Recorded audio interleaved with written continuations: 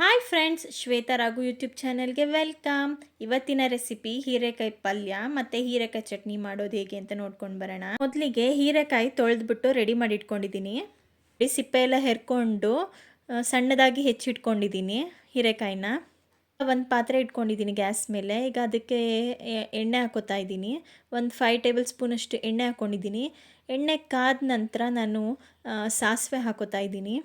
ಸಾಸಿವೆ ಎಲ್ಲ ಚೆನ್ನಾಗಿ ಫ್ರೈ ಆಗಿಬಿಟ್ಟು ಚಿಟಪಟ ಅಂತ ಅಂತಿದ್ದಂಗೆ ನಾನು ಕಡಲೆಬೇಳೆ ಹಾಕೋತಾ ಇದ್ದೀನಿ.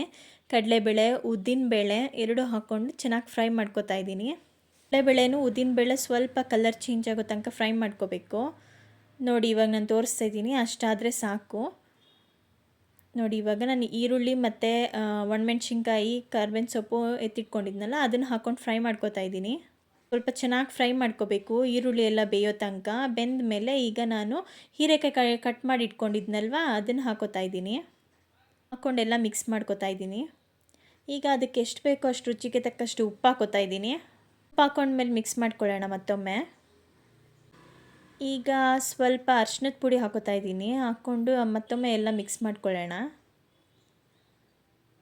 ಮಾಡಿದ್ಮೇಲೆ ಚೆನ್ನಾಗಿ ಫ್ರೈ ಮಾಡ್ಕೊಳಕ್ಕೆ ಬಿಡಬೇಕು. ಸ್ವಲ್ಪ ಎಲ್ಲ ಬೇಯಲಿ ಹೀರೆಕಾಯಿ ಎಲ್ಲ.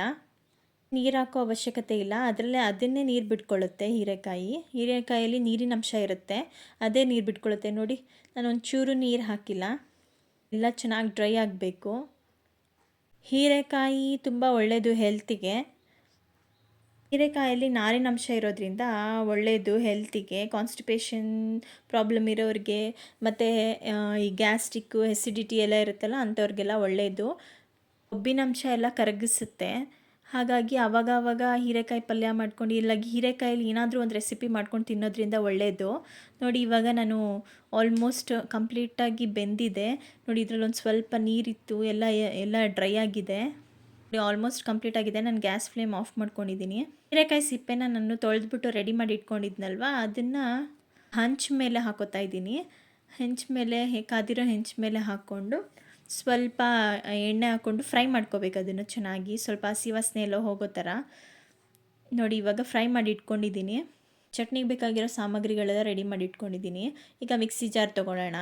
ಜಾರ್ಗೆ ಒಂದೊಂದೇ ಪದಾರ್ಥ ಹಾಕ್ಕೊಂಡು ಹೋಗೋಣ.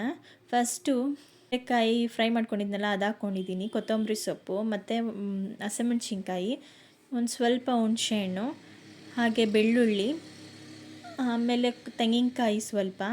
ನೋಡಿ, ಇಷ್ಟು ತೆಂಗಿನಕಾಯಿ ಸ್ವಲ್ಪ ಆದರೆ ಸಾಕು. ಮತ್ತು ಒಂದು ಸ್ವಲ್ಪ ರುಚಿಗೆ ತಕ್ಕಷ್ಟು ಉಪ್ಪು. ನೋಡಿ, ಇಷ್ಟು ಹಾಕ್ಕೊಂಡಿದ್ದೀನಿ. ಈಗ ನಾನು ಗ್ರೈಂಡ್ ಮಾಡಿ ಇಟ್ಕೊಂಡಿದ್ದೀನಿ. ಇವಾಗ ನಾನು ಸರ್ವಿಂಗ್ ಬೌಲ್ಗೆ ಸರ್ವ್ ಮಾಡ್ತಾಯಿದ್ದೀನಿ. ತುಂಬ ಚೆನ್ನಾಗಿರುತ್ತೆ, ಟೇಸ್ಟಿಯಾಗಿರುತ್ತೆ. ಒಂದ್ಸತಿ ಟ್ರೈ ಮಾಡಿ ನೀವು. ರೊಟ್ಟಿಗೆ, ಚಪಾತಿಗೆ ಎಲ್ಲ ಚೆನ್ನಾಗಿರುತ್ತೆ ಕಾಂಬಿನೇಷನ್ ಆಗಿ. ದೋಸೆಗೂ ಚೆನ್ನಾಗಿರುತ್ತೆ. ನಾನು ಮಾಡಿರೋ ರೀತಿ ನಿಮಗೇನಾದರೂ ಇಷ್ಟ ಆದರೆ ಲೈಕ್, ಶೇರ್, ಸಬ್ಸ್ಕ್ರೈಬ್ ಮಾಡಿ, ಕಮೆಂಟ್ ಮಾಡಿ. Thank you for watching.